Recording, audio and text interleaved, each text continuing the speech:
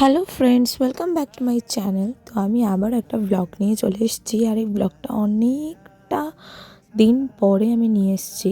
তার কারণ অনেক বেশি চাপ ছিল আমার এই ইদানিং জানুয়ারি ফেব্রুয়ারি মাসে। তো এই চাপের মধ্যে আমি কোনো ব্লগ এডিট করতে পারিনি, আর কোনো ব্লগও করতে পারিনি। তো টুকটাক কিছু ক্যাপচার করেছি, সেগুলোই তোমাদের সাথে শেয়ার করি। তো এই দিনটা ছিল আমার এক্সামের পরের দিন, মানে এক্সাম শেষ হওয়ার পরের দিন। তো আমি ভেবেছিলাম যে আমার চুলটাকে আমি কাটবই।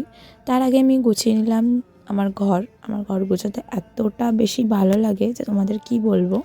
তো মা ওদিকে রেডি হচ্ছে আমাকে নিয়ে যাবে বলে চুল কাটাতে।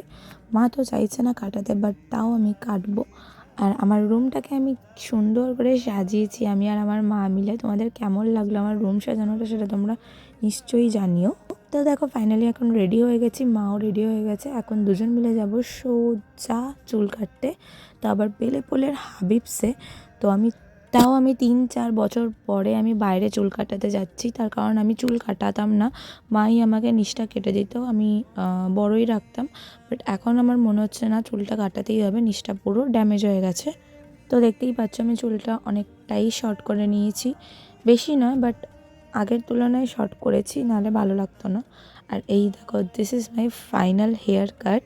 আমার তো অসাধারণ লেগেছে, কারণ আগের চুলটা এতটা ড্যামেজ হয়ে গেছিলো, আর এই হেয়ার কাটটা এতটা ভালো লাগছে, মাও বলছে যে না, আগেরটার থেকে এটা ভালো লাগছে।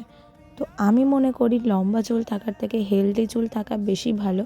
তো তোমাদের কেমন লাগলো আমার হেয়ার কাটটা? তো ভিডিওটা আমি এখানেই শেষ করছি। আরও নতুন নতুন ভিডিও আমি নিয়ে আসবো খুব তাড়াতাড়ি। এখন আমার কোনো কাজ সেরম নেই, তো বুঝতেই পারছো গলা ব্যথা হয়ে গেছে। তো টাটা, বাই বাই, দেখা হচ্ছে নেক্সট ভিডিওতে। টাটা।